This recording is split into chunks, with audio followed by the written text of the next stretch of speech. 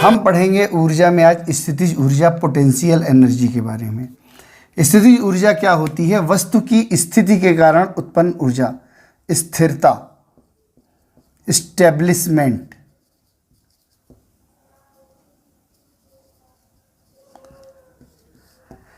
Establishment के कारण, established होने के कारण जो कोई ऊर्जा उत्पन्न होती है वस्तु में स्थिरता के कारण, तो हम ऐसी ऊर्जा को कहते हैं स्थितिज ऊर्जा। वस्तु स्थिर है, स्टेबल है, तो ऐसी ऊर्जा स्थितिज ऊर्जा होती है। ठीक है। तो वस्तु अपनी स्थिति को बनाए रखती है तो उसके अंदर ऊर्जा का समावेशन रहता है। ठीक है। तो हम इनको विभिन्न प्रकार में बांट सकते हैं। हम इसके अगर स्थितिज ऊर्जा का सूत्र की बात करें तो सूत्र इसका बनता है mgh का। ठीक है। mgh मतलब होता है मास इनटू ग्रेविटेशनल एक्सीलरेशन, गुरुत्वीय त्वरण इनटू हाइट, ऊंचाई,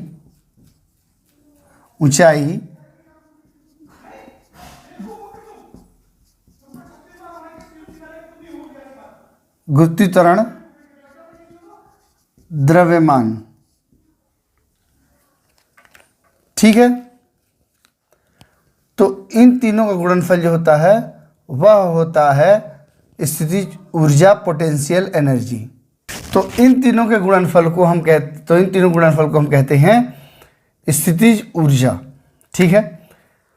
मतलब किसी वस्तु में अगर द्रव्यमान ज़्यादा होगा, गुरुत्वीय त्वरण उतना ही अधिक होगा, और उसकी ऊंचाई अगर अधिक होगी तो ऊंचाई बढ़ने पर गुरुत्वीय त्वरण का मान और द्रव्यमान का मान बढ़ जाता है। ठीक है। तो हम देखेंगे इसका प्रकार, देखेंगे अगर, है ना, प्रकार की बात करें, टाइप्स की बात करें, तो टाइप्स में हम देखें तो गुरुत्वीय ऊर्जा, ग्रेविटेशनल एनर्जी। गुरुत्वीय ऊर्जा या ग्रेविटेशनल एनर्जी की हम बात करेंगे तो गुरुत्वीय त्वरण क्या होता है? गुरुत्वीय त्वरण होता है वस्तु द्वारा पृथ्वी पर लगाया भार। यह गुरुत्वीय त्वरण हो गया, गुरुत्व बल हो गया। तो गुरुत्वीय त्वरण जो है पृथ्वी के ऊपर लगाया हुआ भार है। ठीक है। तो इसके लिए ये समान होगा किसके? स्थितिज ऊर्जा के बराबर होगा, माने mgh के बराबर होगा। ठीक है। mgh के बराबर होगा। जितनी ज़्यादा वस्तु में ऊंचाई होगी, जितनी ज़्यादा उसमें भार होगा, उतनी उसकी लंबाई या गहराई होगी। जैसे हम बात करें आपके बांध, डैम अगर हमने छोटा बनाया है, मान लीजिए 1 फुट का डैम बनाया है, 2 फुट का बनाया है, तो उसमें पानी का भार ज़्यादा नहीं होगा। लेकिन अगर 10 मीटर 100 मीटर ऊंचा डैम है तो उसमें पानी का भार बहुत ज़्यादा होगा। ऊंचाई बढ़ेगी तो उसका द्रव्यमान और मापक बढ़ता जाएगा। जैसे अगर हम कहें कि लोहे को पीटना है तो लोहे पीटने के लिए हमें हथौड़ा जो है ऊंचा उठाना पड़ता है, उठाएंगे। ठीक है। जितना ऊंचा हथौड़ा उठाते हैं उतना ज़्यादा ही जो है हमारी हाइट बढ़ती है, और जितनी हाइट बढ़ेगी उतनी गुरुत्वीय त्वरण के साथ हम वस्तु पर प्रहार करते हैं। ठीक है। तो ये हमारे गुरुत्वाकर्षण पर हथौड़ा को ऊपर उठाना पड़ता है। ठीक है। तो जितनी हाइट उठाएंगे उतना ज़्यादा प्रेशर से हम जो है वस्तु को तोड़ सकते हैं। ठीक है। ऊंचाई से गिरना। ठीक है। वस्तु जितनी ज़्यादा अधिक ऊंचाई से गिरेगी वो उतनी ही ताकत से ज़मीन पर टकराएगी, उसका भार उतना ही ज़्यादा हो जाएगा। ठीक है। अब मान लीजिए 10 किलो का उल्का पिंड है, और 10 किलो का उल्का पिंड अगर हम अंतरिक्ष से फेंकते हैं तो 10 किलो का पत्थर है सिर्फ, और वो 10 किलो का पत्थर जो है 10 मंजिला इमारत को चकनाचूर कर देगा। ठीक है। बड़े से बड़े पुल को तोड़ करके अलग कर देगा, क्योंकि उसकी ऊंचाई इतनी ज़्यादा रहेगी, इतनी ज़्यादा ऊंचाई से गिरेगा कि उसका गुरुत्वीय त्वरण बल बहुत ज़्यादा हो जाएगा, हाइट अधिक है तो उसका द्रव्यमान भी कई गुना हो जाएगा, तो बल बहुत ज़्यादा लगाएगा, तो वो जब गिरेगा तो पूरी बिल्डिंग उठाने की क्षमता रखता है, बहुत बड़ा नुकसान करने की क्षमता रखता है एक मात्र 10 किलो का उल्का पिंड। ठीक है, तो ये भी उदाहरण पर ले सकते हैं।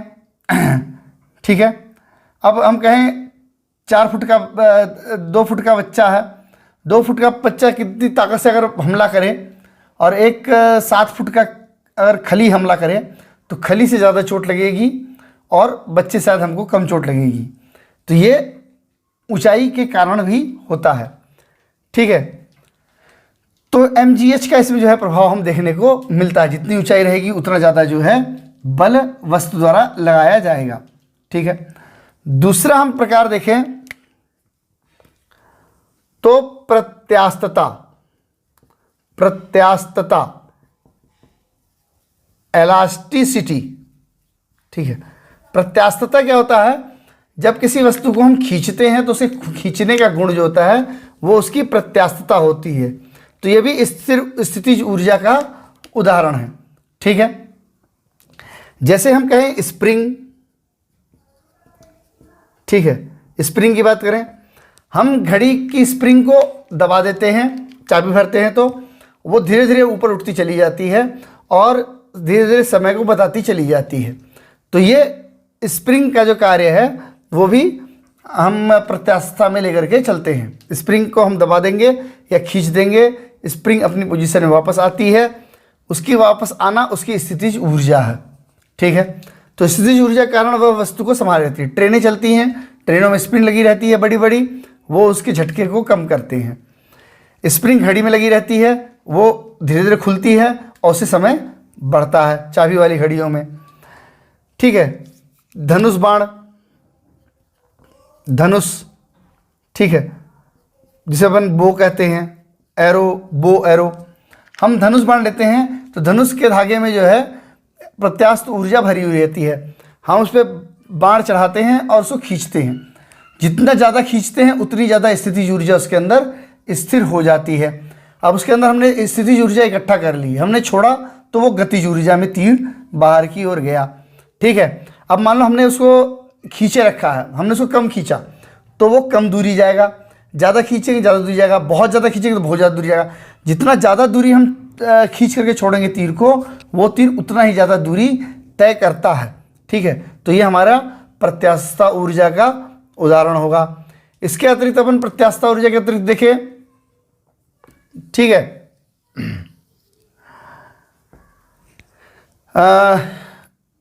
गुरुत्वीय ऊर्जा, प्रत्यास्थता ऊर्जा, स्थिर वैद्युत ऊर्जा, स्थिर वैद्युत ऊर्जा। ठीक है, स्थिर पोटेंशियल,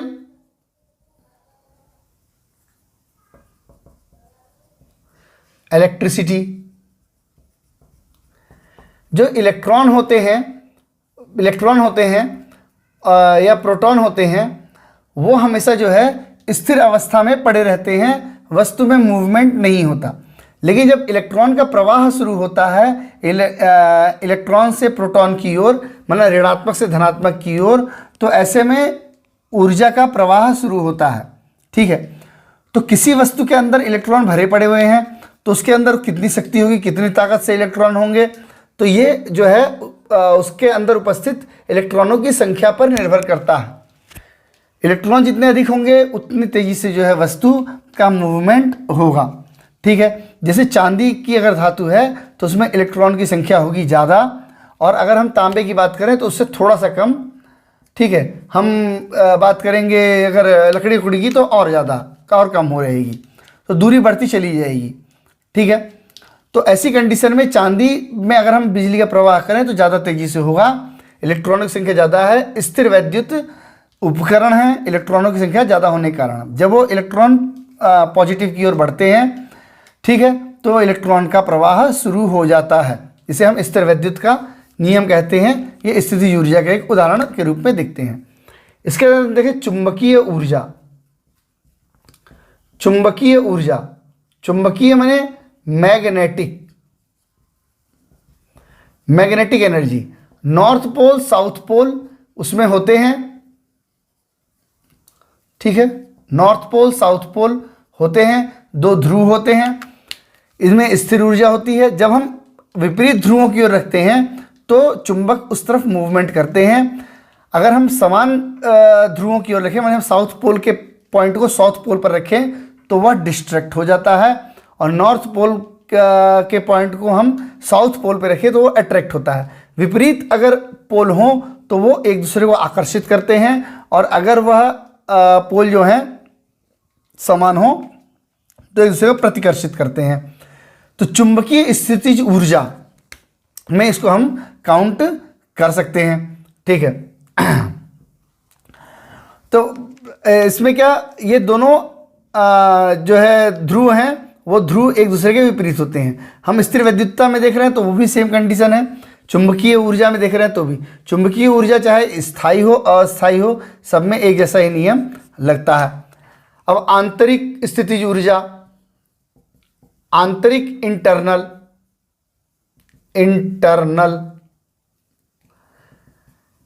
आंतरिक स्थितिज ऊर्जा क्या होती है? जो ऊर्जा के जो कण, वस्तु के जो कण होते हैं वह कण आपस में जुड़े होते हैं, कण आपस में जुड़े होते हैं, ठीक है। तो कण आपस में जुड़े हुए होते हैं तो वो स्थिर होते हैं। तो किसी भी वस्तु के अंदर कण आपस में जुड़े हुए स्थिर अवस्था में होते हैं, जैसे पानी, ठीक है, पानी, बर्फ, हवा, ठीक है। पानी से बर्फ बनना, बर्फ से हवा बन जाना, या पानी बर्फ से पानी बनना, पानी से हवा बन जाना। तो उसके अंदर अणु स्थिर अवस्था में है, वो अलग अलग तापमान पा करके अलग अलग स्थिति में वह अपने आप को परिवर्तित कर देते हैं। यह जो हम कहेंगे उसको आंतरिक स्थितिज ऊर्जा में इसको हम काउंट करते हैं, ठीक है।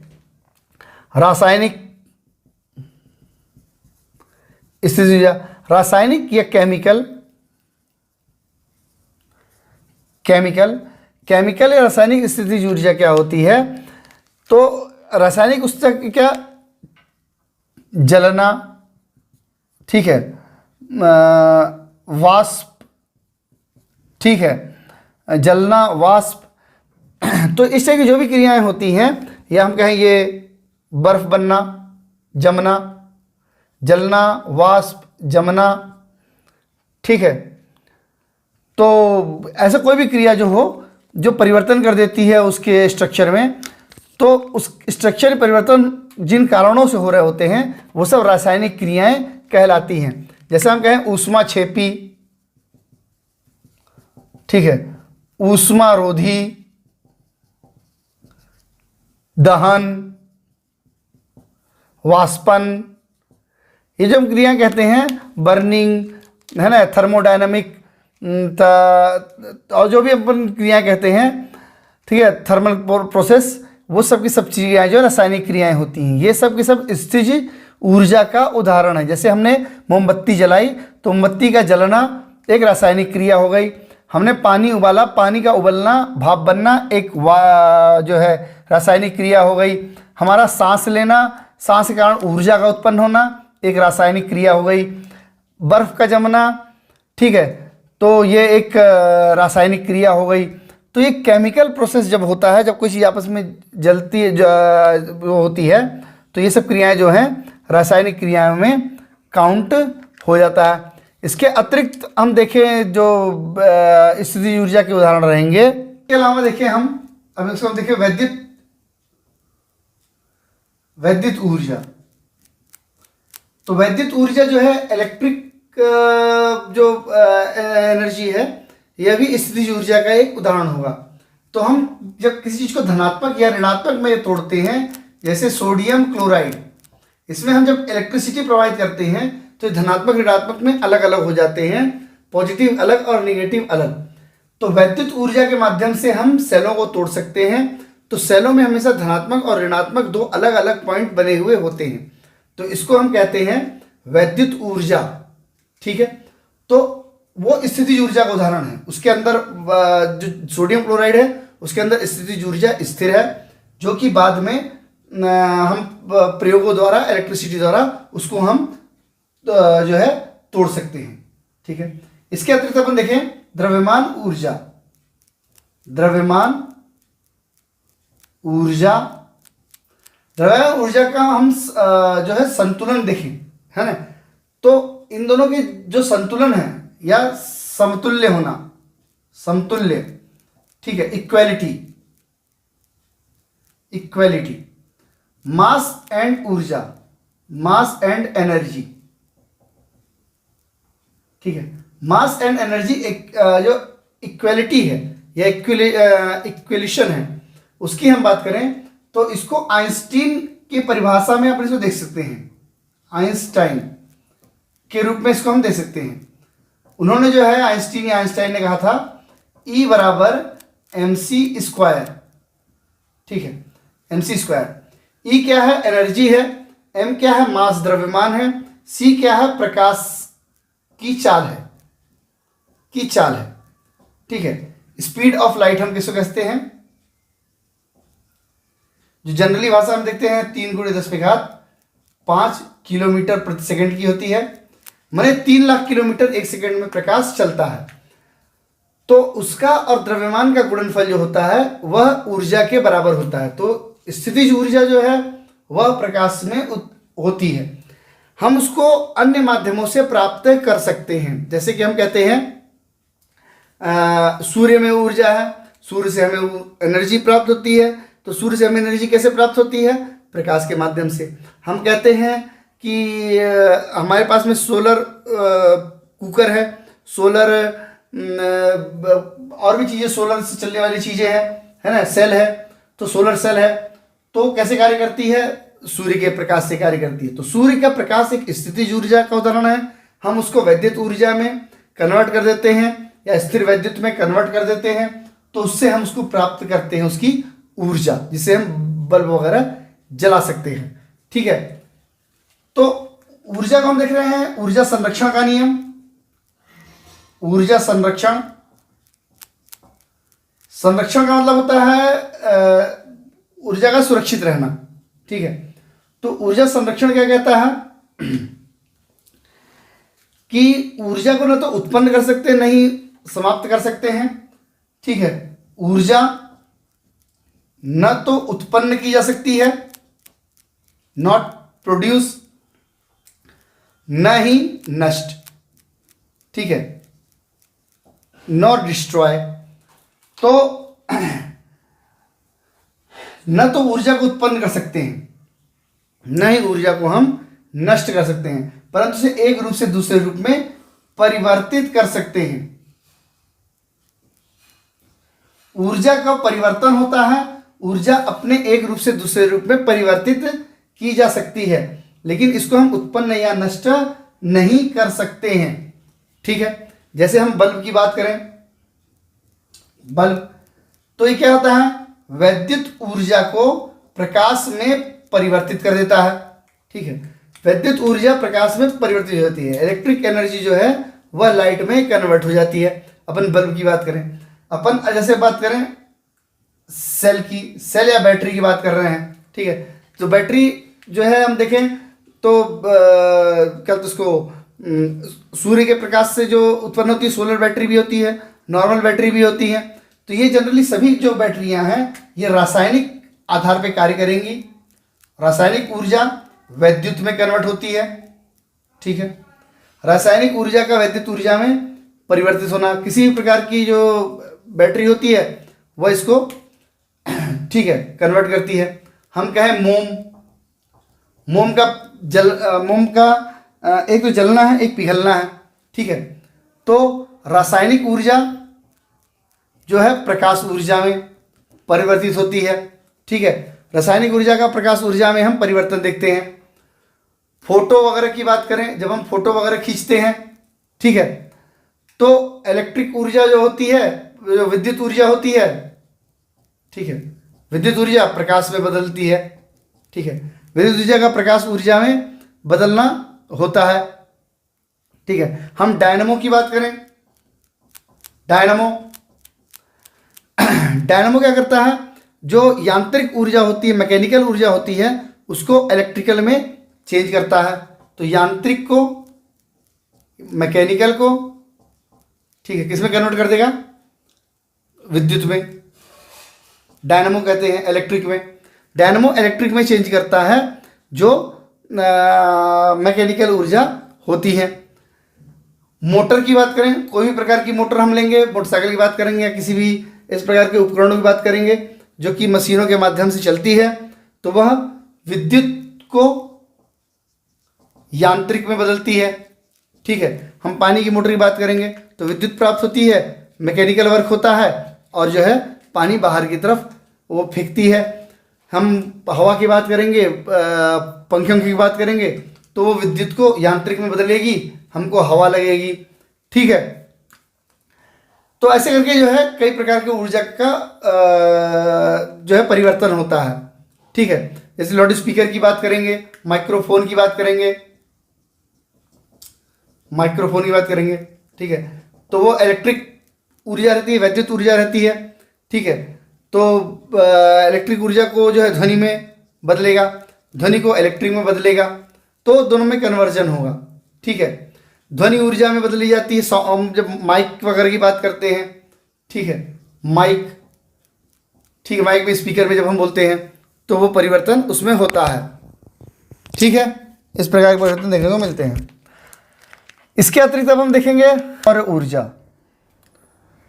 सौर ऊर्जा या सोलर एनर्जी, सोलर माने सूर्य, सूर्य से उत्पन्न ऊर्जा की अपन बात करते हैं। सूर्य से उत्पन्न ऊर्जा है ना, हम देखिए मुख्य हमारा स्रोत पूरे ब्रह्मांड का, सौरमंडल का मुख्य स्रोत जो है सूर्य है। सूर्य की हम बात करें तो सूर्य में करीब जो है 70% जो है हाइड्रोजन है। ठीक है, और करीब हम देखें तो 28% जो है इसमें हीलियम है। ठीक है, तो हाइड्रोजन और हीलियम का बना हुआ मिश्रण है। 2% में अगर आप देखें तो अन्य गैसें मिला सकते हैं अपन, 2% अन्य गैसें हैं। ठीक है, तो ये सब मिश्रण करके जो है सूर्य मतलब सूर्य बना हुआ है। ठीक है, तो हाइड्रोजन लगातार हीलियम में बदलती रहती है। हाइड्रोजन का हीलियम में बदलना जो है संलयन कहलाता है। इसका जो क्रोड की अपन बात करें, क्रोड मतलब सूर्य का केंद्र, क्रोड की बात करें, सेंटर ऑफ सन की बात करें, क्रोड की बात करें, तो यहाँ पर दाब बहुत ज़्यादा रहता है। ठीक है, अत्यधिक दाब के कारण जो है हाइड्रोजन हीलियम में कन्वर्ट होने लगती है, नाम की संलयन प्रारंभ हो जाता है। ठीक है, करीब इसमें जब दाब की अपन बात करें तो दाब रहेगा 2 × 10⁻16 न्यूटन, 2 × 10⁻16 न्यूटन। ठीक है, न्यूटन का प्रति किलोमीटर वर्ग में, प्रति किलोमीटर वर्ग में 2 × 10⁻16 न्यूटन का बल कार्य करता है। ठीक है, इतना अधिक दाब होता है, इस कारण से होता है संलयन। ठीक है, संलयन का मतलब होता है जब हाइड्रोजन हीलियम में कन्वर्ट होती है, दोनों आपस में मिल जाता है। ठीक है, तो संलयन क्रिया होती है। ठीक है, तो उससे ऊष्मा उत्पन्न होती है, एनर्जी उत्पन्न होती है। अगर हम ताप की बात करें तो यहाँ पर जो तापमान होता है, टेम्परेचर होता है क्रोड में इसका सूर्य का, तो 1.5 × 10⁻7 केल्विन का होता है, माने करीब 1.5 करोड़ डिग्री केल्विन का ताप यहाँ पर हम देखने को इसको मिलता है। तो 1.5 करोड़ केल्विन का ताप जो है सूर्य के क्रोड में केंद्र में होता है। तापमान बहुत ज़्यादा होता है, दाब बहुत अधिक है, संलयन की क्रिया हो रही है। ठीक है, संलयन का मतलब होता है जुड़ना और विखंडन का मतलब होता है टूटना। ठीक है, तो जो है तापमान 1.5 × 10⁻7 केल्विन का तापमान पहुंच जाता है। ठीक है, इससे हमें क्या पूरे पृथ्वी ब्रह्मांड में जितने भी ग्रह उपग्रह हैं उन सबको बराबर जो है ऊष्मा प्राप्त होती है। ठीक है, सभी ग्रहों को ऊष्मा प्राप्त होती है इस ताप की वजह से। ताप करीब जो है 136 किलोग्राम प्रति वर्ग मीटर पृथ्वी पर हमको प्राप्त होता है। 136 ग्राम प्रति मीटर स्क्वायर ऊर्जा पृथ्वी पर मिलती है। ठीक है, पृथ्वी पर ऊर्जा करीब जो है 136 ग्राम प्रति वर्ग मीटर में जो है हमें प्राप्त होती है। यह जो ऊर्जा होती है वह हमें विकिरण के माध्यम से प्राप्त होती है। तो हमारे पास में कुल ऊर्जा का जो मापन होता है वो होता है 3.86 गुणे 10 पे घात 26 जूल। ठीक है, तो इतनी ऊर्जा हम जो है एक बार में प्रति सेकंड हम प्राप्त करते हैं। 3.86 गुणे 10 पे घात 26 जूल ऊर्जा हम प्रति सेकंड प्राप्त करते हैं। ये सारी स्थितिज ऊर्जा के रूप में हम प्राप्त करते हैं। ठीक है, ऊर्जा जो है हमें वैद्युत चुंबकीय माध्यम से प्राप्त होती है, इलेक्ट्रोमैग्नेटिक माध्यम से, वैद्युत चुंबकीय इलेक्ट्रोमैग्नेटिक माध्यम से, या हम कहें विकिरण से, जिसे हम कहते हैं अवरक्त प्रकाश, अवरक्त प्रकाश, जिसे हम कहते हैं इंफ्रारेड, इंफ्रारेड या विकिरण, रेडिएशन, रेडिएशन के माध्यम से हमें ऊर्जा प्राप्त होती है। इसमें जो है विकिरण होता है, अवरक्त प्रकाश होता है।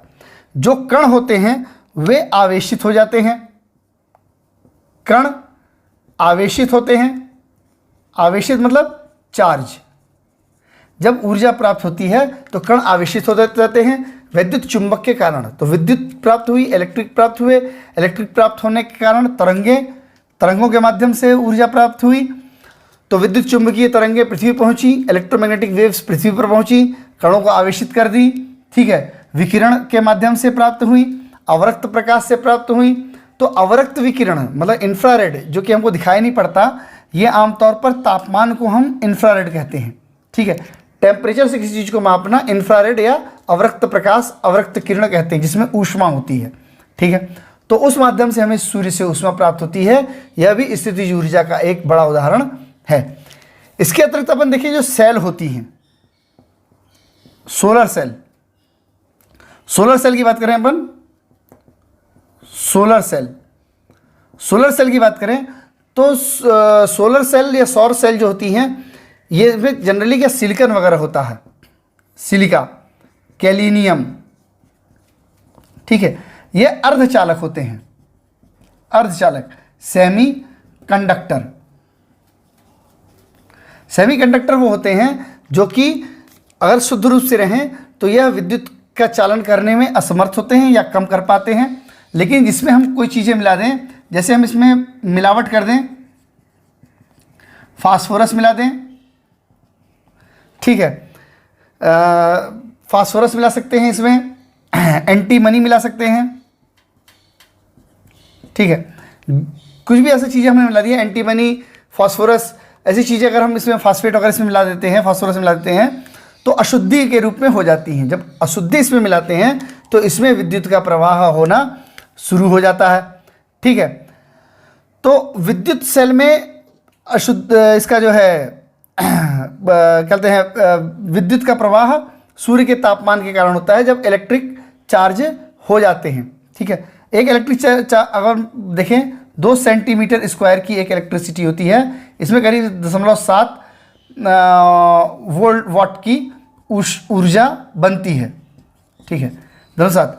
अगर एक इलेक्ट्रिक सेल की बात करें 2 सेंटीमीटर स्क्वायर के करीब करीब ये एक इलेक्ट्रिक सेल हो जाएगी और 7 वाट तक की ऊर्जा को यह उत्पन्न कर सकती है। ठीक है, 1954 में 1954 में पहली सेल बनाई गई थी। तब ये करीब जो है 1% 2% जो है 1-2% ऊर्जा को कन्वर्ट कर पाती थी, चेंज कर पाती थी। लेकिन वर्तमान में देखें तो 25% प्लस ऊर्जा का जो है ऊर्जा उपयोग होने लगा है। मतलब 25% तक ऊर्जा क्षमता जो है बढ़ चुकी है सोलर सेल की। Solar cell, solar panel, solar panel, panel क्या होता है, ये जो सोलर सेल होती हैं ये मिला करके ऐसा एक डब्बा बनाया जाता है, उसमें बहुत सारी सोलर सेल बना दी जाती हैं और सभी में ऊर्जा का अवशोषण होता है। 2-2 सेंटीमीटर स्क्वायर की होती हैं, तो वो ऊर्जा का अवशोषण करती हैं और उसको प्रकाश ऊर्जा को या ऊष्मा ऊर्जा को ये कन्वर्ट कर देती हैं इलेक्ट्रिक विद्युत में। ठीक है, हमें बिजली प्राप्त हो जाती है। तो सूर्य के प्रकाश से हम विद्युत को प्राप्त कर सकते हैं सोलर पैनल में। ठीक है, इसके अतिरिक्त अपन देखें पवन ऊर्जा।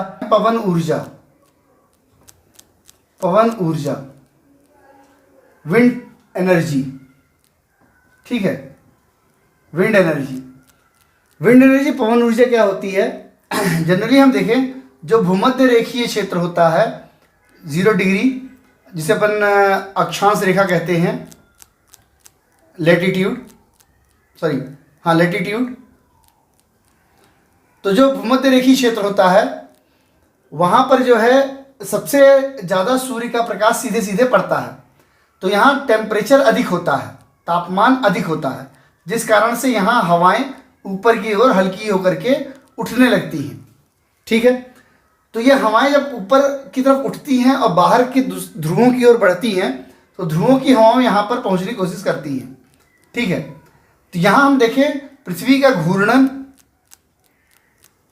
घूर्णन माने रोटेशन। पृथ्वी का घूर्णन या रोटेशन जो है वह भी हवाओं को दिशा देने में कार्य करता है। तो हवाएं जो हैं वो अपने कहते हैं जिगजैग आकार में हर ध्रुव में फैलती हैं। जिगजैग माने आड़े तिरछी। तो अगर हवा यहाँ से अंदर जाएगी तो यहाँ से बाहर आएगी, फिर अगले पोल पर अंदर की तरफ आएगी, फिर अगले पोल पर बाहर की तरफ आएगी। तो ऐसे बाहर अंदर करके ये जिगजैग टाइप में हवाएं बहती हैं। ठीक है, हर एक पोल पर हर एक अक्षांश पर हवाओं के बहने का क्रम जो है विपरीत होता है, एक दूसरे के विपरीत होता है। कभी कभी क्या होता है, जब दाब बढ़ जाता है, दाब असंतुलन होता है, प्रेशर में डिस्टरबेंस होता है, असंतुलन होता है, तो सामान्य हवा जो होती है, एक सामान्य हवा जो है वो चलती है 10 किलोमीटर प्रति सेकंड की गति से। ठीक है, लेकिन यहाँ पर जब असंतुलन होता है तो 80 किलोमीटर प्रति सेकंड की दर से हवाओं का बहना शुरू हो जाता है। जब इतनी तेज हवाएं बहने लगती हैं, 80 किलोमीटर की गति प्राप्त कर लेती हैं,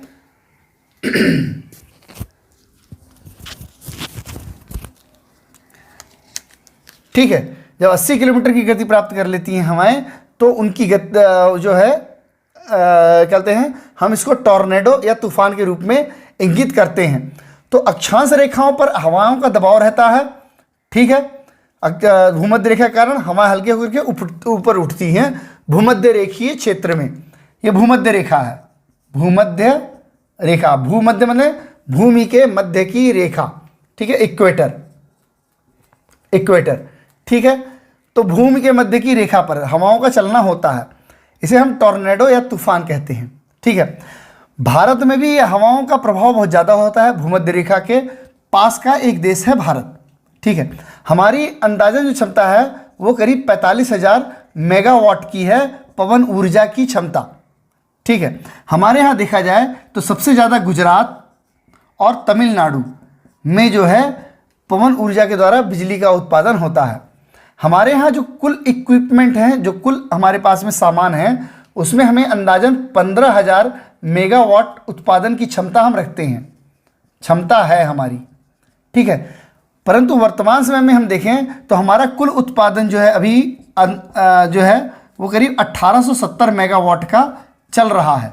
1870 मेगावाट का कुल उत्पादन लगभग हमारा वर्तमान स्थिति में है। ठीक है, हम करीब हमारा स्थान जो है भारत का वो करीब जो है 5वां पड़ता है विश्व में।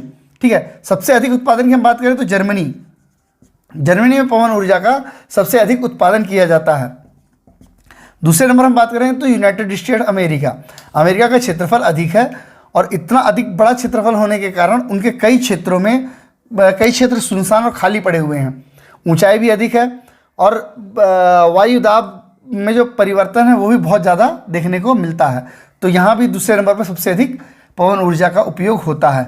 डेनमार्क जो है, चूँकि ठंडे प्रदेशों में इंग्लैंड के आसपास में आता है, फिर भी यहाँ पर वायुमंडलीय दाब अधिक, वो हवा का प्रभाव अधिक है क्योंकि समुद्र के किनारे है, तो बहुत अधिक मात्रा में यह भी पवन ऊर्जा का उत्पादन करता है। स्पेन भी जो है बड़ी मात्रा में पवन ऊर्जा से उत्पादन करता है।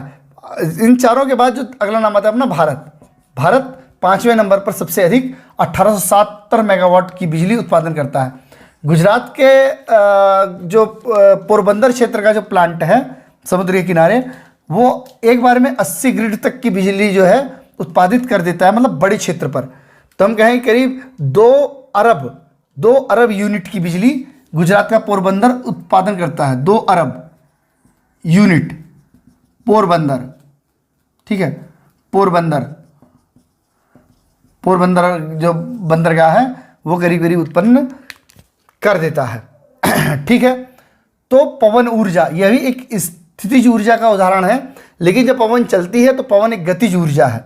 ठीक है, उस गतिज ऊर्जा को हम जब अपना वैद्युत ऊर्जा में और अन्य ऊर्जाओं में परिवर्तन करके हम बिजली का उत्पादन कर सकते हैं। ये गतिज ऊर्जा, पवन ऊर्जा गतिज ऊर्जा है जिसको हम परिवर्तित करके बड़ी मात्रा में बिजली का उत्पादन करते हैं। 1870 मेगावाट तक की बिजली उत्पादन कर सकते हैं। 2 लाख यूनिट अकेले गुजरात का पोरबंदर भी बना हुआ प्लांट बना लेता है। ये हमारा ऊर्जा कंप्लीट। ऊर्जा के बाद हम देखेंगे अगला चैप्टर नेक्स्ट वीडियो में। धन्यवाद।